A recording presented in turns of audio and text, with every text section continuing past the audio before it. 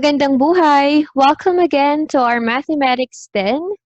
Second quarter na po tayo and we will tackle about Module 2, which talks about the graphs and problems involving polynomial functions.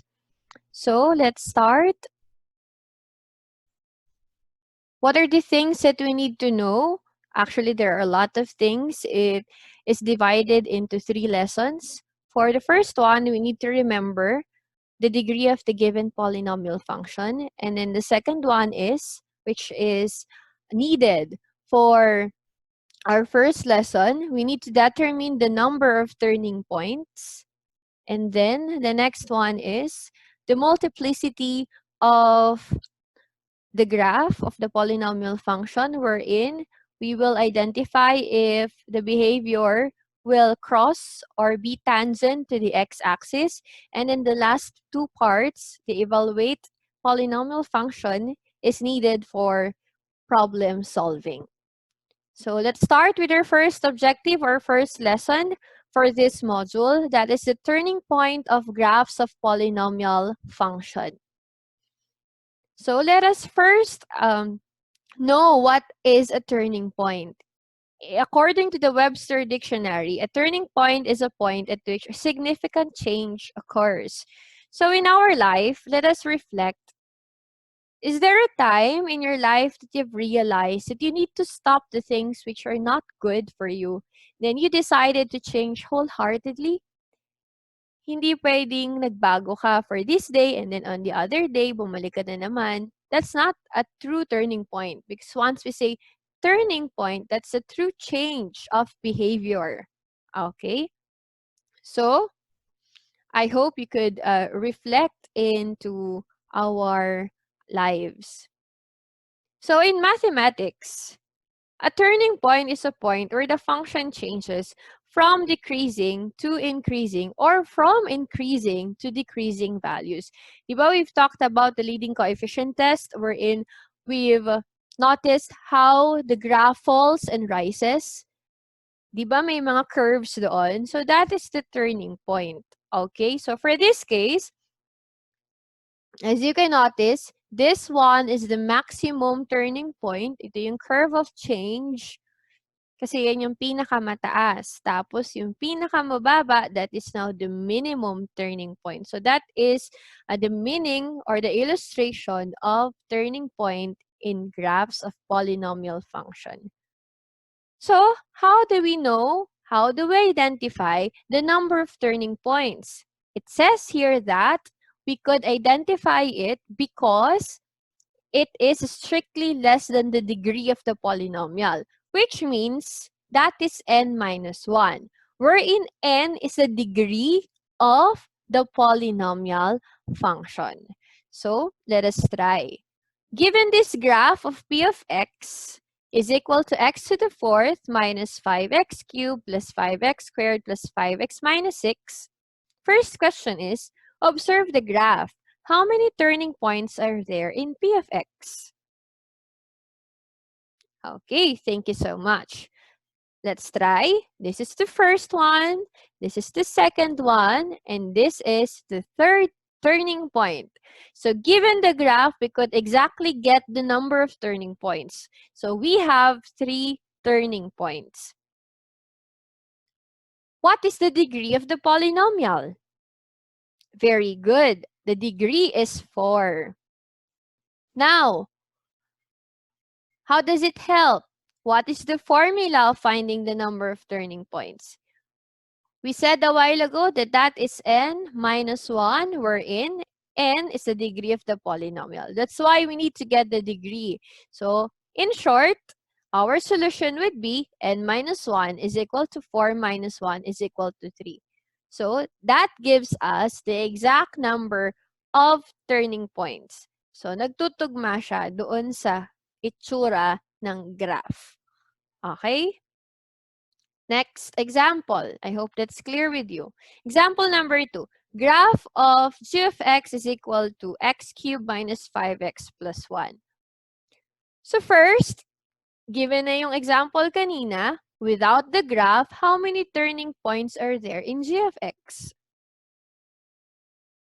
Okay, thank you so much. So our degree is 3. Sabi less than, so minus 1, we have 2. So given now the graph, very good that we have 2 turning points. Okay, so I hope that's clear. How about in this example? Graph of f of x is equal to x to the fourth plus 1. First question again, how many turning points are there in f of x? Get again the degree. We have fourth degree and then minus 1.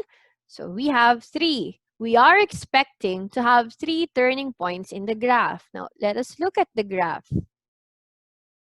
Oh, can you see it? Can you see 3 turning points? Okay, we only have 1 turning point. Anong nangyari? What happened to that n minus 1? Because n minus 1 does not always give us the exact number of turning points because it only gives us the most number of turning points. So instead of instilling into our minds that it's only n minus 1, we should remember that it is at most n minus 1. Kasi hindi siya laging exact base dun sa graph. Binibigyan niya lang tayo ng at most number of turning points. So the perfect statement here is the graph of f of x has at most 3 turning points. Now, what does at most means? It means maximum. That's the highest possible number of turning points that we could have. Okay? So if we have the graph, we could exactly get its number of turning points. But if we only have the function, we could use the formula n minus 1 because it gives us the at most number of turning points. So let's have this example.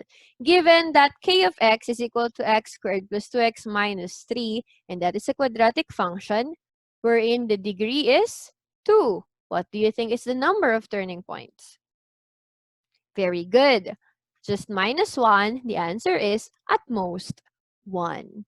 But for quadratic function, it is automatically na talagang 1, isa lang ang turning point.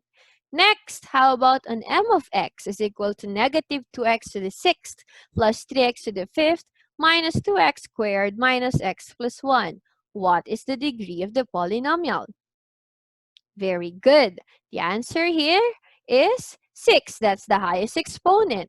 So, how many are we expecting on the number of turning points? Very good. The answer is at most 5 kasi 6 minus 1, that is 5. Okay, I hope that's clear with everyone. So that is turning points. Now, let's have the objective number 2, the multiplicity of polynomial functions. Okay, so let us recall finding the x-intercept of p of x is equal to x minus 1 times the quantity, the cube of x plus 2. Because we need this skill for the multiplicity of the polynomial function. So let us remember that on the previous topics that we have, we taught to you about the zero product property for each factor for us to get the value of the x-intercept. So kindly copy the given. We have p of x is equal to x minus 1 plus the cube of x plus 2. Wherein the p of x, it becomes 0 because that is the meaning of the zero product property. And each factor will be equated into 0. Okay? And then get the value of the x-intercept. So for the x minus 1, we're just going to transfer it, it will become positive 1. Okay? And then for the cube of x plus 2, it means meron tayong tatlong x plus 2 na nagbibigay sa atin ng tatlong value ng x, which are all negative 2. Now, in simplest way of writing it, that means it could be placed inside the braces. That is 1, negative 2, multiplicity 3. Ibig sabihin, meron kang tatlong negative 2. Yun ang ibig sabihin ng negative 2, multiplicity 3. Okay? So, I hope that's clear. Now, let us use this activity to explore what does it mean for the multiplicity. So, ang target natin, malaman natin kailan crosses at kailan tangent.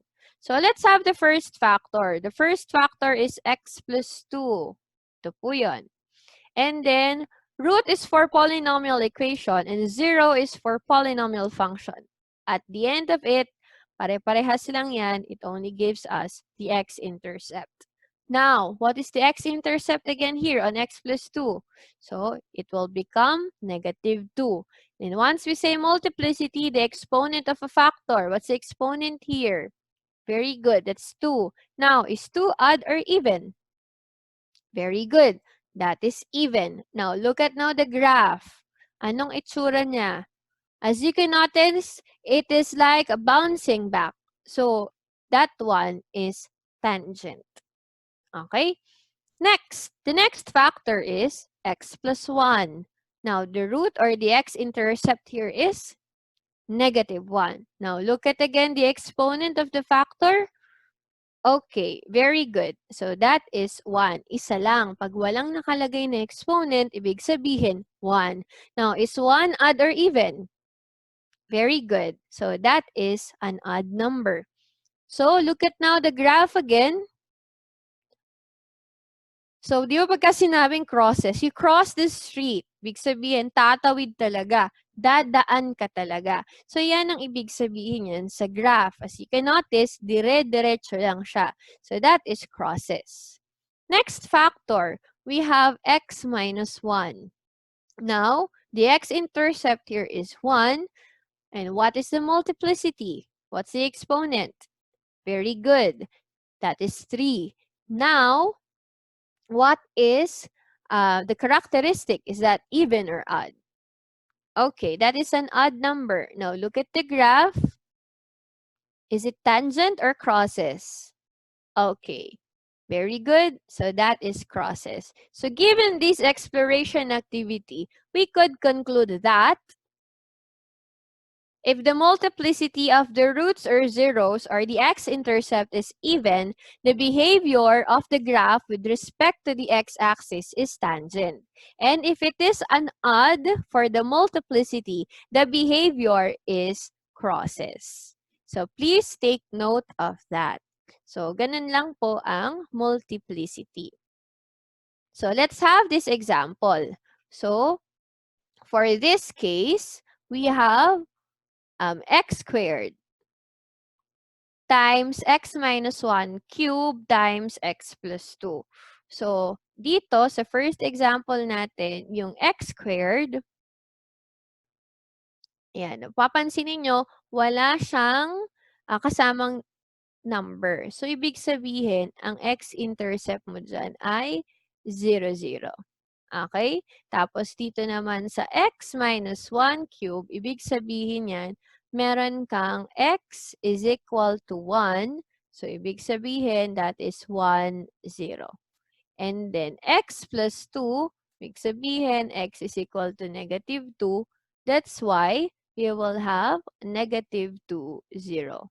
So, let us recall again, pagka tangent, the multiplicity is even at pagka crosses, add ang multiplicity.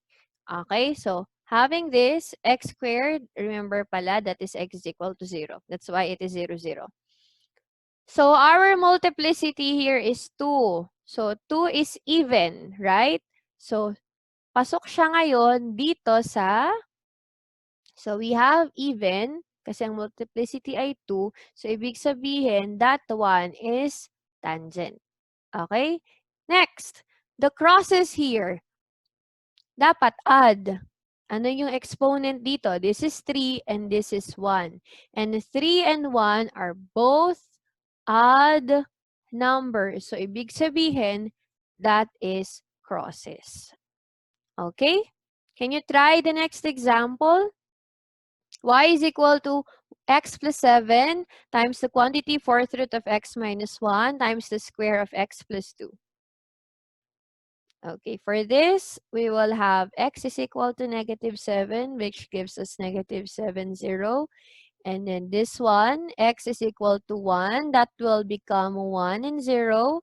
And then x plus 2, that is x is equal to negative 2, and that is negative 2, 0. Which among this is tangent or crosses? Now, look at the exponents. The exponent here is 1, 4, and 2. Alin dyan muna ang even?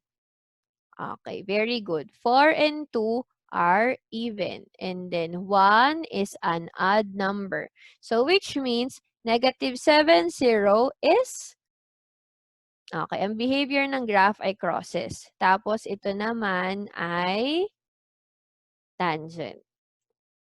Okay? So, I hope that's clear with you. Let's now have the last objective for this module. That is the problems involving polynomial functions. So let's have this first example. Mark started an online business. In one day, he spends 100 pesos for fuel and 20 pesos for each item he prepares. His expenses in a single day can be expressed as a function c of x is equal to 20x plus 100, where x is the number of items and c of x is his daily expenses in pesos. How much are his expenses if he prepares the following? So the first one is 100 items, and then the second one is 150 items. So please take note of the given function. Yun ang pinaka-importante dito sa problem solving. Okay, look at the given. Yan daw yung nabuong function ni Mark para malaman niya kung yung dami ng expenses. That's why C of X is his daily expenses. And then X here pertains to the number of items. Okay? So, ang tanong, how much are his expenses? How much? So, ibig sabihin, we need to get the value of C of X. And then, these are the values of X because that pertains to the number of items. So let's try the first one. We have the 100 items. Okay, so take note of the given function. We have c of x is equal to 20x plus 100. That is the given. Sabi, ilan daw ang items? So that is 100. So which means x is equal to 100. Okay? So, kaya napalitan yung x dito ng 100. And then, multiply 20 times 100, that becomes 2,000. And then, add 100, so that is 2,100.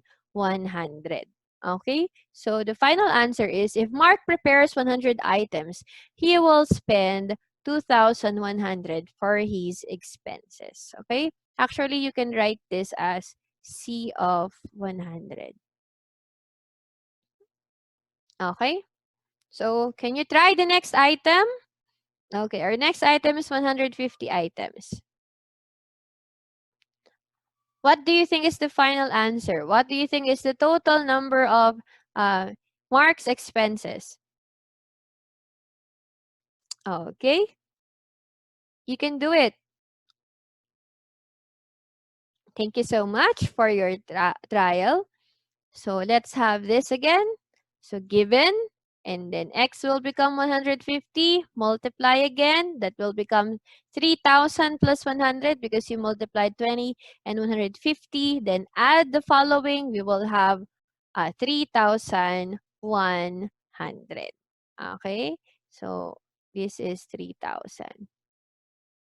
Okay, so if Mark prepares, if Mark prepares 150 items, he will spend 3,100 for his expenses. Okay, I hope that is clear with everyone. Math may be difficult for most of us, but do not give up. Let us continue to practice and persevere. Mas isip ng mabuti, mas tanong pag di maunawaan, at tayo ay mas usap. Maraming salamat po And I hope you've learned something. Thank you so much. God bless us all.